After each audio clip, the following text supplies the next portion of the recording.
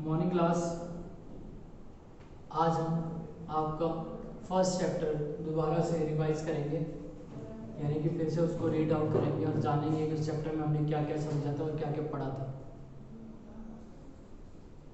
तो first chapter का आपका नाम क्या है? Nutrition in plants. प्लांट्स के अंदर कैसे न्यूट्रिशन होता है, ठीक है, उनके लिए क्या क्या रिक्वायरमेंट्स होती है प्लांट्स को खुद को ग्रोथ के लिए। प्लांट की खुद की ग्रोथ के लिए क्या क्या रिक्वायरमेंट होती है? Water, minerals, carbon dioxide from air, sunlight from environment, ठीक है। तो ये क्या है उनके लिए, प्लांट्स के लिए। और प्लांट्स से हमें क्या मिलता है? जो हमारे लिए न्यूट्रिशन है वो क्या है? कार्बोहाइड्रेट, फैट्स, प्रोटीन्स और प्रोटीन्स के बाद क्या है? वाइटामिन्स हैं, मिनरल्स हैं, रफेज, ये सब क्या है हमें जो मिलता है। अब इसमें दो तरह के न्यूट्रिटिव होते हैं, दो तरह के न्यूट्रिशन हम इस चैप्टर के अंदर रीड आउट किए हैं, पढ़े हैं, समझे हैं। क्या क्या है? एक तो ऑटोट्रॉफ, दूसरा है हेटेरोट्रॉफ्स। ऑटोट्रॉफ्स प्लांट होते हैं जो अपने आप खाना बनाते हैं। अब प्लांट्स अपने आप खाना कैसे बना लेते हैं? फोटोसिंथेसिस मैकेनिज्म से। कौन से मैकेनिज्म से? फोटोसिंथेसिस मैकेनिज्म से। अब ये फोटोसिंथेसिस क्या है? जब प्लांट के अंदर जो लीव प्रेजेंट होता है उसके अंदर क्या होता है? लीव्स के अंदर होता है उसके क्लोरोप्लास्ट। उस क्लोरोप्लास्ट के अंदर होता है क्लोरोफिल, जो ग्रीन पिगमेंट होता है। उस पर क्या होता है? सनलाइट उसके ऊपर पड़ती है। प्लांट के लीव्स के नीचे वाले हिस्से पे प्रेजेंट होता है स्टोमेटा। स्टोमेटा एक लिटिल ओपनिंग है जिसके अंदर से कार्बन डाइऑक्साइड गैस एंटर होती है और ऑक्सीजन गैस बाहर जाती है। अब उसके अंदर कार्बन डाइऑक्साइड, अब प्लांट के जो रूट होता है, रूट से क्या लेता है? Water and minerals. अब ये सब मैकेनिज्म स्टार्ट होता है, उसका फूड प्रोसेसिंग मैकेनिज्म स्टार्ट होता है लीव्स में। जब वो वहाँ पे खाना बन जाता है तो वो क्या होता है? वो ट्रांसफर होता है। उसको ट्रांसफर कौन करते हैं? प्लांट्स के अंदर दो तरह के टिश्यूज होते हैं, एक होता है जाइलम, एक होता है फ्लोएम। जो जाइलम होता है वो रूट सिस्टम से वाटर को और मिनरल्स को एब्जॉर्ब करके प्लांट तक बाकी बॉडी में पहुंचाता है, और जो फूड जो प्रिपेयर होता है उसको फ्लोएम बाकी पार्टों में, लीव से लेकर के बाकी पार्ट के अंदर वो उसको सेंड आउट करते हैं। तो सनलाइट की प्रेजेंस में प्लांट क्या करता है? ग्लूकोज और ऑक्सीजन की फॉर्मेशन करता है। अब ये जो ग्लूकोज होता है उसकी बॉडी के लिए काम आता है, उसकी ग्रोथ के लिए काम आता है, वो उसका फूड होता है in the form of starch होता है वो। अब स्टार्च के फॉर्म में वो ग्लूकोज का जो शुगर होता है उसको वो प्रिपेयर करता है और उसको यूज करता है, यूटिलाइज करता है अपनी ग्रोथ के लिए। ऑक्सीजन वो इन्वायरमेंट को रिलीज कर देता है जिसका ह्यूमन बीइंग्स यूज करते हैं। तो इसी प्रोसेस से वो फोटोसिंथेसिस मैकेनिज्म प्रोसेस से वो अपना फूड मैकेनिज्म क्रिएट करता है, इसलिए हम उसको क्या बोलते हैं? ऑटोट्रॉफ बोलते हैं। हेटेरोट्रॉफ्स वो होते हैं जो प्लांट प्रोडक्ट या फिर एनिमल्स दोनों ही खाते हैं, ठीक है। जैसे ह्यूमन बीइंग से प्लांट प्रोडक्ट भी खाता है और एनिमल्स प्रोडक्ट्स भी ह्यूमन बीइंग खाता है, ठीक है। तो ये सब क्या हुए?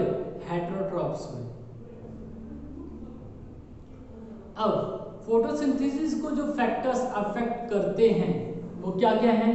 लाइट इंटेंसिटी है, अगर ज़्यादा लाइट होगी तो मैकेनिज्म अच्छे ढंग से होगा। नेचर ऑफ लाइट, लाइट की नेचर कैसे है? आर्टिफिशियल है या फिर नेचुरल है? आर्टिफिशियल लाइट्स के अंदर कोई मैकेनिज्म नहीं होगा, ठीक है। नेचुरल लाइट में मैकेनिज्म होगा। उसके बाद क्या है? Carbon dioxide and water. Plants को कार्बन डाइऑक्साइड और वाटर हमेशा मिलते रहना चाहिए। तीसरा है टेम्परेचर। टेम्परेचर कैसा है? हार्ड टेम्परेचर है, ज़्यादा हार्ड टेम्परेचर का मतलब क्या है कि ज़्यादा टेम्परेचर होने से क्या होता है? प्लांट सूख जाता है, ठीक है। तो प्रोसेस वो मैकेनिज्म नहीं हो पाता उसके अंदर टेम्परेचर ज़्यादा हाई होने से। नाउ अब हम बात करेंगे किसकी, कि लीव्स का रोल कैसे क्या है। प्लांट के अंदर दो तरह के टिश्यूज जो होते हैं जो एक्सचेंज के काम आते हैं। एक तो होता है उनके स्टेम्स में प्रेजेंट होता है टेंड्रिल्स, और उनके लीव्स में प्रेजेंट होता है स्टोमेटा, लीव्स के इनसाइड नीचे वाले भाग में। इसी से क्या होता है? वो एटमॉस्फेयर से कार्बन डाइऑक्साइड लेते हैं अपने रेस्पिरेशन करने के लिए, किस लिए? वो अपनी रेस्पिरेशन करने के लिए। जैसे ह्यूमन बींग्स क्या करता है, ऑक्सीजन लेता है एयर से, इन्वायरमेंट से, रेस्पिरेशन के लिए, और कार्बन डाइऑक्साइड रिलीज कर देता है। ऐसे ही प्लांट क्या करते हैं, कार्बन डाइऑक्साइड एटमॉस्फेयर से लेते हैं और ऑक्सीजन एटमॉस्फेयर को रिलीज कर देते हैं। जो ऑक्सीजन होता है वो प्लांट का बाय प्रोडक्ट होता है। इन डे टाइम जब सन प्रेजेंट होता है, इन नाइट टाइम वो कार्बन डाइऑक्साइड रिलीज करते हैं, क्योंकि फोटोसिंथेसिस मैकेनिज्म डार्क में हो नहीं सकता, ठीक है। बट ह्यूमन बींग्स क्या है, डे हो या नाइट हो, वो रेस्पिरेशन उसका चलता रहता है, वो ऑक्सीजन लेता है और कार्बन डाइऑक्साइड रिलीज कर देता है। तो पुराने टाइम में लोग कहते हैं कि पेड़ों के नीचे रात में नहीं सोना चाहिए, क्योंकि कार्बन डाइऑक्साइड वो भी छोड़ेगा और कार्बन डाइऑक्साइड आप भी छोड़ोगे। जब दोनों तरफ से रेस्पिरेशन स्टार्ट रहेगा तो क्या होगा, सफोकेशन हो जाएगा। इसीलिए हेटेरोट्रॉप्स के अंदर आपके इस चैप्टर में दो तरह की बातें बताई गई, एक तो सेप्रोफाइट्स बताए गए, एक पैरासाइट्स बताए गए। एक बार इनको रीड आउट करते हैं, क्या है इनको समझते हैं एक बार रीड आउट करके। The plants which derive their food from the dead and decaying organic matters are called saprophytes। जो मरी हुई चीज़ों से अपने फूड का कंजम्पशन करते हैं उनको सैप्रोफाइट्स बोला जाता है, ठीक है।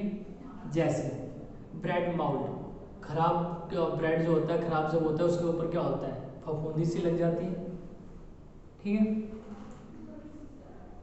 मशरूम है, जब वो लकड़ी सड़ती है तो आपने देखा होगा उसके ऊपर से मशरूम निकलती है छोटे छोटे। सब बैक्टीरिया, लैक्टोबैसिलस और acidobacter. Acidobacter is example of saprophytes. Now parasite के बारे में बात करेंगे। The mode of nutrition in which plants derive their food from other green plants is called parasite. जो दूसरे ग्रीन प्लांट से लेते हैं, जैसे अमरबेल है, अमरबेल जो है वो क्या करता है, दूसरे से न्यूट्रिशन, ग्रीन प्लांट से न्यूट्रिशन ले लेता है अपने लिए।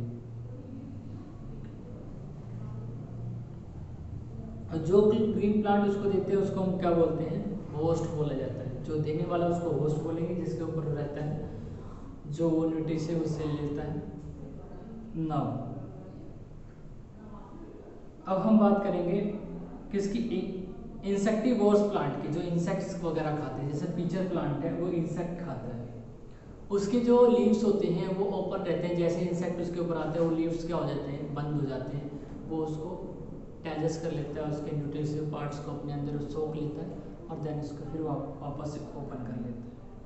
तो ये इंसेक्टिवोर्स प्लांट्स हैं। सिम्बायोटिक प्लांट्स क्या होते हैं, when two organisms live together and share shelter and nutritions, their association is called symbiosis. जब दो ऑर्गेनिजम्स एक साथ रहते हैं और शेल्टर और न्यूट्रिशन दोनों आपस में शेयर करते हैं, उसको हम बोलते हैं सिम्बायोसिस। जैसे कि फंगी है, जो फंगी होता है वो रूट्स ऑफ द प्लांट के ऊपर वो लीव करता है, ठीक है। तो वो क्या करते हैं, ये सिम्बायोसिस के हैं। लेचेंस का जो प्लांट, लेचेंस जो होती हैं वो सिम्बायोटिक ऑर्गेनिजम्स हैं, एल्गी और फंगस के, दोनों एक साथ एक दूसरे के साथ रहते हैं और वो न्यूट्रिटिव को शेयर करते हैं, न्यूट्रिशंस को शेयर करते हैं। अब आपके इस चैप्टर में जो लास्ट टॉपिक है वो है how nutrients are replenished in the soil, दोबारा से कैसे पहुंच जाती हैं। Plant absorbs minerals nutrients from the soil, so their amounts in the soil keeps on declining.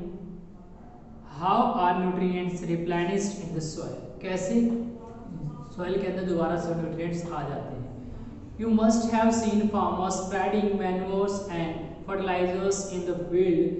Manures and fertilizers contains nutrients such as nitrogen, phosphorus, potassium, etc. These nutrients need to be added from time to time to enrich the soil. Usually crops need a lot of nitrogen to make proteins. After the harvest, the soil becomes deficient in nitrogen. Plants cannot use atmospheric nitrogen in the manner they can use carbon dioxide. They need nitrogen in a soluble form. The bacterium called rhizobium can take atmospheric nitrogen and convert into a soluble form. Rhizobium lives in the root nodules of leguminous plants such as gram, pea, moong, and bean, and provides them with nitrogen. Most of the pulse dals are obtained from leguminous plants. In return, the plants provide food and shelter to the bacteria. They have symbiotic relationship. This association is of great significance for the farmers. They do not need to add fertilizers to the soil in which leguminous plants are grown.